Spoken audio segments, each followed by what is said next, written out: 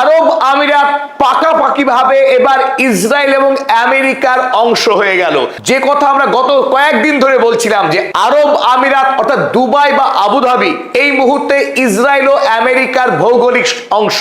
এখন কোনোভাবেই আরব আমিরাত আর আরব দুনিয়ার দেশ নয়। আর আজ আরো এক ধাপ এগিয়ে আরব আমিরাত ওপেক সংস্থা থেকে তার সদস্যপদ খারিজ করে দিল। 1 মে থেকে আরব আমিরাত আর ওপেকের অংশ নয়। গোটা পৃথিবীতে যখন জ্বালানির দাম সীমাহীনভাবে বাড়ছে, পৃথিবীতে তৈরি হয়েছে জ্বালানি নিয়ে এক গভীর অস্থিরতা, সেই মুহূর্তেই ডোনাল্ড ট্রাম্পের প্রলোভনে, ইসরায়েলের চাপে আরব আমিরাত এই মুহূর্তে আরো পাকাপাকিভাবে ইসরায়েল এবং আমেরিকার পক্ষ দিয়ে ওপেক থেকে অফিসিয়ালি প্রস্থান করলো। আর এই খবরে গোটা পৃথিবী এখন তোলপাড়। ওপেক অর্থাৎ organisation of petroleum exporting countries, আরব দেশগুলি মূলত এবং তার সঙ্গে ভেনেজুয়েলা নিয়ে 1960 সালের 14 সেপ্টেম্বর তৈরি হয়েছিল এই প্রতিষ্ঠান। আমেরিকা যুক্তরাষ্ট্রের বৃহৎ তেল কোম্পানিগুলির দাদাগিরিকে বন্ধ করবার জন্য তেল উৎপাদনকারী রাষ্ট্রগুলো তারা মিলিতভাবে এই আন্তর্জাতিক প্রতিষ্ঠান তৈরি করেছিল, যাতে করে তারা ঠিক করতে পারে কোন দেশ কতখানি তেল উৎপাদন করবে এবং তেলের বাজার দর কি হবে। সেই বাজার দর নিয়ন্ত্রণের ক্ষেত্রে এতদিন পর্যন্ত সৌদি আরব মূল ভূমিকা পালন করে আসছিল ওপেকের থেকে। তেল উৎপাদনের নিরিখে ওপেকের সদস্য হিসেবে আরব আমিরাত ছিল তৃতীয় বৃহত্তম দেশ।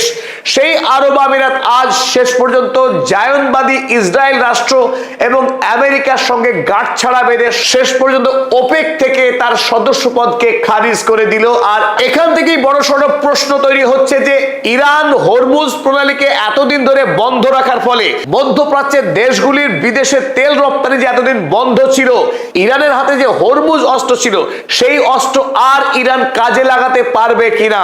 কারণ হরমুজকে বাইপাস করে এবার কি ইউএই সরাসরি বিদেশের বাজারে ব্যাপক পরিমাণে তেল রপ্তানি করবে? ফলে কি ইরান আমেরিকার সঙ্গে যে কূটনৈতিক চাপ প্রয়োগ করতে পারছে সেই আপার হ্যান্ড কি ইরান শেষ পর্যন্ত হারাতে চলেছে? তারইও তৈরি হচ্ছে বড়সড় প্রশ্ন। আরব আমিরাতের পক্ষ থেকে ওপেক ত্যাগ করবার ঘোষণা করার পরই ইতিমধ্যেই 1 ঘন্টার মধ্যেই তেলের দাম 4% কমে গেছে আন্তর্জাতিক বাজারে। তবে মধ্যপ্রাচ্যের রাজনীতির মোড় আগামী দিনে কোন দিকে ঘুরতে চলেছে তা নিয়ে সবচাইতে বেশি জটলা তৈরি হচ্ছে এই মুহূর্তে। সৌদি আরব সত্যি সত্যি এখন কোন দিকে যাবে? আমেরিকার সঙ্গে তার অবস্থানকে বজায় রাখবে নাকি নতুন করে চীনের সঙ্গে গাঁটছাড়া বাঁধতে বাধ্য হবে? কারণ এই মুহূর্তে আরব আমিরাত আর আরব ভূমির দেশ নয়, সরাসরি ইসরায়েল এবং আমেরিকার ভৌগোলিক সীমানায় মিশে গেছে। তার দৃষ্টিভঙ্গি এই মুহূর্তে সরাসরি মধ্যপ্রাচ্য বিরোধী। ইতিমধ্যেই ডোনাল্ড ট্রাম্প কয়েক দফা তিনি উষ্মা প্রকাশ করেছিলেন, ক্ষোভ প্রকাশ করেছিলেন এবং এই ওপেককে ভেঙে দেওয়ার সব চেষ্টা করে আসছিলেন। এই মুহূর্তে ডোনাল্ড ট্রাম্প তিনি ডিগবাজি মারছেন, কারণ তিনি জয়ী হয়েছেন। শেষ পর্যন্ত আরব আমিরাতকে তার দলে নিয়ে আসতে সক্ষম হয়েছেন এবং ওপেককে দুর্বল করতে পেরেছেন অন্তত সাময়িকভাবে। সৌদি আরব এতদিন ধরে ওপেকের সর্বোচ্চ নেতা হিসেবে দায়িত্ব পালন করে আসছিলেন, কারণ সারা পৃথিবীতে সৌদি আরব সর্বোচ্চ তেল রপ্তানিকারক দেশ। স্বাভাবিকভাবেই ওপেকে সৌদি আরবের নিয়ন্ত্রণ ছিল সর্বাধিক। বিশ্বের বাজারে কোন দেশ কত পরিমাণ তেল উত্তোলন করে রপ্তানি করবে, তেলের দাম কি হবে, এই সব কিছু এতদিন সৌদি আরব নিয়ন্ত্রণ করত। আর এবার এই খেলা কিন্তু ঘুরে গেল অনেকখানি। আরব আমিরাত আগামী দিনে আমেরিকা এবং ইসরায়েলকে সঙ্গে নিয়ে নতুন একটি শক্তিশালী লবি তৈরি করতে যাচ্ছে, যে লবির সঙ্গে সৌদি আরব এবং ইরানের টক্কর হওয়া বাধ্যতামূলক। একদিকে আমেরিকা আরব আমিরাত একটা লবি, অন্যদিকে সৌদি আরব, ইরান এবং রাশিয়া, এই ওপেক এবং ওপেক প্লাস দেশগুলির সঙ্গে নতুন করে সংঘাত তৈরি হবে। ইরান এই মুহূর্তে পেট্রো ডলারকে ধ্বংস করবার জন্য, অর্থাৎ ডলারের মাধ্যমে তেল বিক্রি করার যে রীতি 1974 সাল থেকে চলে আসছিল, সেই রীতিকে ভেঙে ইউয়ানের মাধ্যমে তেল বিক্রি করাতে চাপ প্রয়োগ করছিল ইরান এবং সেই গতি আগামী দিনে আরো মারাত্মকভাবে ত্বরান্বিত হওয়ার সম্ভাবনা তৈরি হলো। আজ কয়েক ধাপ আরো বিশ্ব এগিয়ে গেল পেট্রো ডলার ধ্বংসের দিকে। চলুন আমরা এবার দেখে নিই আরব আমিরাত কোন সাহসে, কোন পরিকল্পনাতে হঠাৎ করে ওপেকের মতো সর্বশক্তিশালী প্রতিষ্ঠান, তেল উৎপাদনকারী এবং রপ্তানিকারক দেশ হিসেবে ওপেকের সদস্য থাকাটা অত্যন্ত জরুরি। ওপেকের বাইরে গিয়ে কোনো দেশ খুব একটা অস্তিত্ব ধরে রাখতে পারে না। সেখানে আরব আমিরাত হঠাৎ করে এই সিদ্ধান্ত যে নিল যুদ্ধের সময়, যখন ইরানের সঙ্গে আরব আমিরাতের সরাসরি যুদ্ধ চলছে এবং যে যুদ্ধে ইসরায়েল এবং আমেরিকা আরব আমিরাতের পাশে দাঁড়িয়ে আছে, সেই সংঘাতের মাঝেই আরব আমিরাত যখন এমন সিদ্ধান্ত গ্রহণ করলো, তার আসল পরিকল্পনা কি চলুন আমরা এবার দেখে নেওয়ার চেষ্টা করি। গত 23 মার্চ যখন ইরান এই হরমুজ প্রণালী বন্ধ করে দিয়েছিল, তারপর থেকেই এই আরব আমিরাত তাদের দেশ থেকে কোনোভাবেই বিদেশে তেল রপ্তানি করতে পারেনি। যখন তেল রপ্তানি বন্ধ রয়েছে এতদিন ধরে, স্বাভাবিকভাবেই আরব আমিরাতের অর্থনীতির ভাড়ারে কিন্তু টান পড়তে শুরু করেছিল। একদিকে যখন বিদেশি পর্যটক আসা বন্ধ, অন্যদিকে আরব আমিরাতের জিডিপির 30% পয়সা আসে তেল রপ্তানি করে। এই তেল রপ্তানি বিগত 2 মাস ধরে বন্ধ ছিল, কারণ তার দেশের বন্দর থেকে তেল রপ্তানি করতে গেলে প্রতিটি জাহাজকে এই হরমুজ প্রণালী অতিক্রম করতে হবে। আর হরমুজ প্রণালীতে আইআরজিসি রীতিমতো ব্লকেড করে বসে আছে, ফলে আরব আমিরাত বিগত 2 মাস ধরে তেল রপ্তানি করতে পারেনি। আর এই হরমুজ প্রণালী হয়ে পৃথিবীর 20% জ্বালানি বিদেশের বাজারে রপ্তানি হয়। গোটা পৃথিবীতে এই মুহূর্তে জ্বালানির মহা সংকট। আর এই প্রেক্ষিতে আরব আমিরাতের লক্ষ্য, এই আরব আমিরাতের মধ্যে এই হাবশান থেকে এক সুদীর্ঘ পাইপলাইন আছে, যে পাইপলাইনের মাধ্যমে ক্রুড অয়েল বহন করে নিয়ে গিয়ে সোজা ফুজাইরা বন্দরে পৌঁছে দেওয়া যায়। আর এই বৃহত্তর পাইপলাইনের সঙ্গে যুক্ত হয়েছে দেশের অসংখ্য তেল উৎপাদনকারী। আর এই বৃহত্তম পাইপলাইনের সঙ্গে যুক্ত হয়েছে আরব আমিরাতের বিভিন্ন তেল উৎপাদন কেন্দ্র থেকে আসা পাইপগুলি। অর্থাৎ আরব আমিরাতের লক্ষ্য গোটা দেশের তেলকে এই পাইপলাইনের মাধ্যমে ফুজাইরা বন্দরে নিয়ে আসা এবং ফুজাইরা বন্দর থেকে বিদেশের বাজারে রপ্তানি করা। এই ক্ষেত্রে আমেরিকা যুক্তরাষ্ট্র জিম্মি হয়েছে। আরব আমিরাতের প্রতিরক্ষাকে গ্যারান্টি দিচ্ছে আমেরিকা যুক্তরাষ্ট্র, কারণ ডোনাল্ড ট্রাম্পের এই মুহূর্তে প্রধান লক্ষ্য বিশ্বের বাজারে তেলের দাম কমিয়ে আনা, আমেরিকার মানুষকে স্বস্তি দেওয়া। সেই ক্ষেত্রে একটা মাস্টার স্ট্রোক ডোনাল্ড ট্রাম্পের। ইতিমধ্যেই আমরা জানি যে আরব আমিরাতে ইসরায়েল প্রথমবারের মতো আয়রন ডোম প্রতিষ্ঠা করেছে এবং এই মুহূর্তে ইসরায়েলের সেনারা আরব আমিরাতে অবস্থান করছে। আমরা আগেই দাবি করেছি ইসরায়েল এবং আমেরিকার সঙ্গে আরব আমিরাতের এই মুহূর্তে কোনো রাষ্ট্রীয় আর বিভাজন নেই, তারা এক এবং একাকার হয়ে গেছে। সেই আমেরিকার সামরিক শক্তিকে ভরসা করে এই মুহূর্তে আরব আমিরাতের লক্ষ্য যে তারা এই হাবশান ফুজাইরা পাইপলাইনের মাধ্যমে ফুজাইরা বন্দরে তেল এনে এই বন্দর থেকে বিশ্বের বাজারে তেল রপ্তানি করতে বিপুল পরিমাণের মুনাফা লাভ করবে। কারণ এই মুহূর্তে তেলের দাম বিশ্ব বাজারে অস্বাভাবিক চড়া, সেই লাভই করতে চাইছে আরব আমিরাত। আমেরিকা এই ফুজাইরা দ্বীপের নিকটেই তারা নৌ অবরোধ চালাচ্ছে।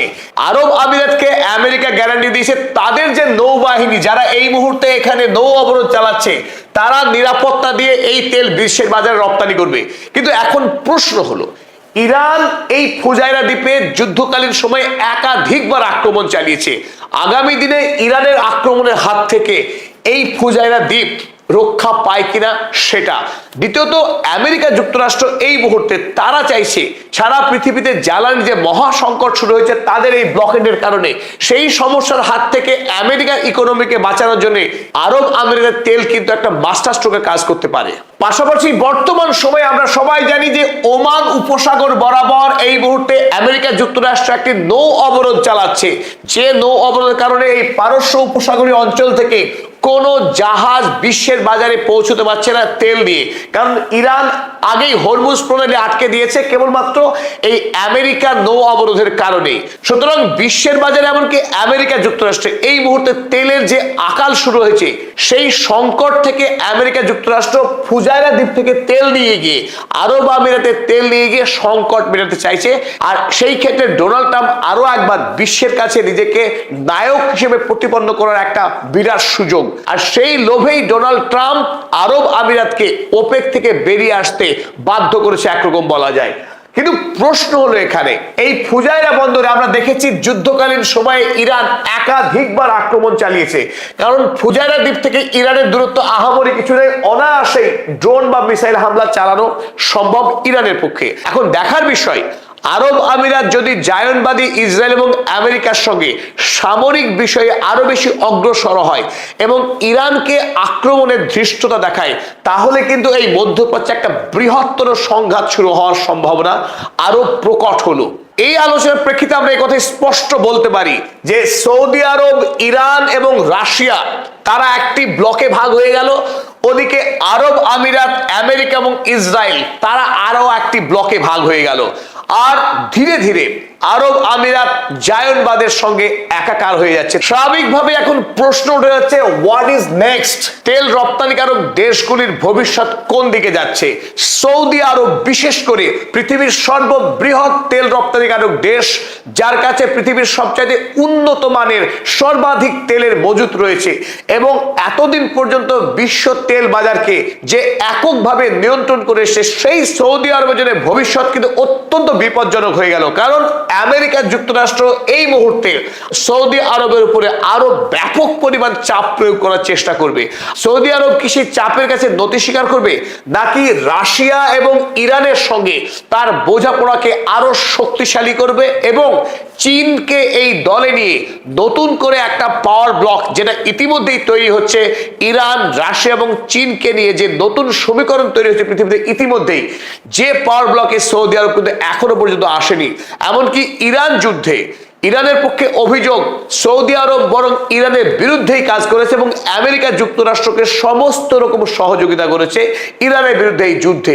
সেই অবস্থান কি পাল্টাতে বাধ্য হবে সৌদি আরব, সেটাই এখন দেখার। তবে একথা বলা যেতেই পারে যে সৌদি আরব কোনোভাবেই আমেরিকার ফাঁদে পা দেবে না, কারণ আমেরিকার পাতা ফাঁদে যদি পা দেয় সৌদি আরব, আগামী দিনে তেলের বাজারে সৌদি আরবের যে কর্তৃত্ব রয়েছে সেই কর্তৃত্ব সম্পূর্ণরূপে হারাবে এবং তাদের দেশের তেল আগামী দিনে আমেরিকা অবাধে লুট করতে শুরু করবে।